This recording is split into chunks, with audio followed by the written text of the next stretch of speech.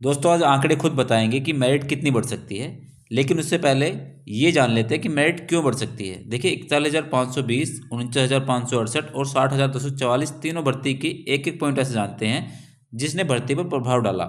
तो 41,520 की अगर बात करूँ तो डीपीएसटी के तुरंत बाद रनिंग में 70% फेल हुए, यानी डीपीएसटी इधर अगले ही दिन दौड़ या उसी दिन दौड़ हो रही थी तो 70% अभ्यर्थी फेल हो गए थे। अब बात करूँ 49,568 वाली भर्ती की, तो देखिए 49,568 वाली भर्ती में क्या हुआ था, लगातार अगले ही वर्ष भर्ती आ गई थी, मतलब ज़्यादा इंतजार नहीं करना पड़ा था और 30 से 35% चयनित अभ्यर्थी रेलवे ग्रुप डी और 41,520 वाली भर्ती में ज्वाइन कर चुके थे और डीपीएसटी देने नहीं गए थे।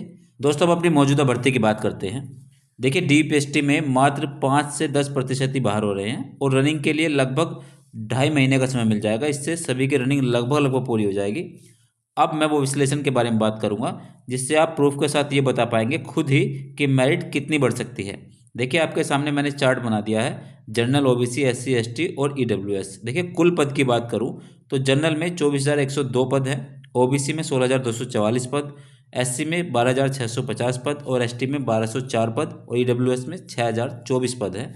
अब देखिए 2.5 गुना अभ्यर्थी डीपीएसटी के लिए बुलाए गए हैं, यानी जनरल में 60,255 और ओबीसी में 40,610 और एससी में 31,625 अभ्यर्थी और एसटी के लिए 3,010 और ईडब्ल्यूएस के लिए 15,060 अभ्यर्थी डीपीएसटी के लिए बुलाए गए हैं। अब देखिए 5% तो लगभग एबसेंट होने वाले हैं, तो बचे हुए अभ्यर्थी कितने बचे। जनरल में बचेंगे 57,242 और ओबीसी में बचेंगे 38,579, एससी में बचेंगे 30,043 और एसटी में 2,859 और ईडब्ल्यूएस में बचेंगे 14,307। अब बात करते हैं डीपीएसटी में फेल होने के बाद कितने अभ्यर्थी बचेंगे। तो 5% डीपीएसटी में फेल होने के बाद जनरल में बचने वाले हैं 54,229 अभ्यर्थी, ओबीसी में बचने वाले हैं 36,549 अभ्यर्थी और एससी में बचने वाले हैं 28,462 अभ्यर्थी और एसटी में 2709 अभ्यर्थी बचेंगे और ईडब्ल्यूएस में 13,544 अभ्यर्थी बचेंगे।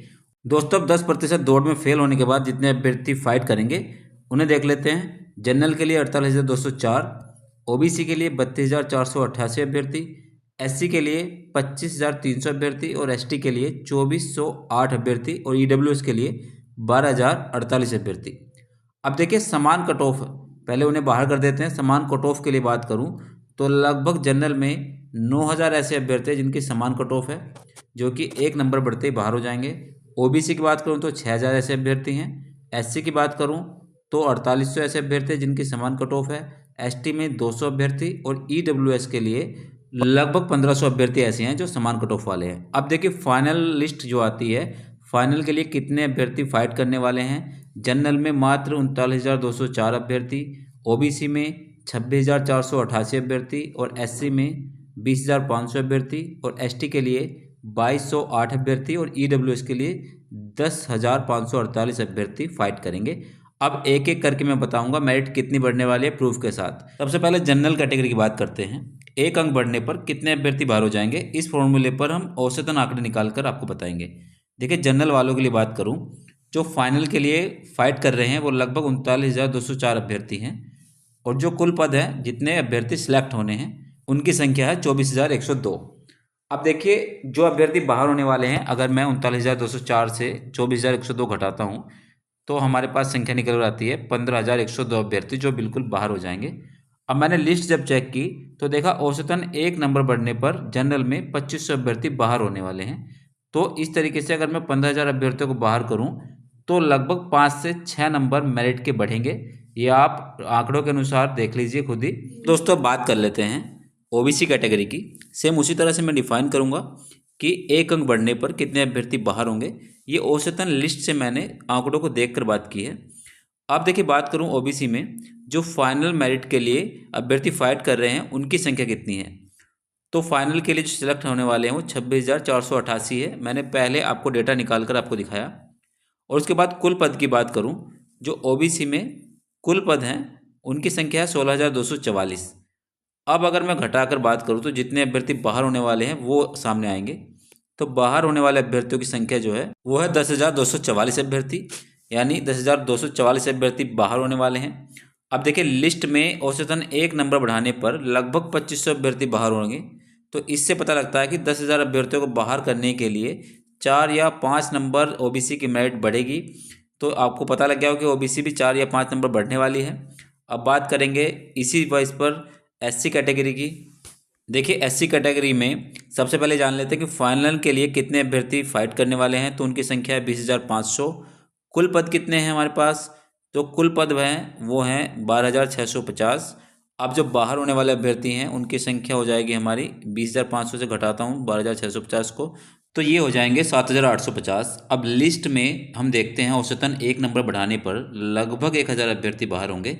तो इसी तरीके से लगभग 8,000 अभ्यर्थियों को बाहर करने के लिए हम अगर डिवाइड करें तो लगभग 7 या 8 नंबर मेरिट हमारी बढ़ने वाली है एससी कैटेगरी की। देखिए बिल्कुल शुद्ध आंकड़े आपके सामने मैंने रखे हैं अभी तक।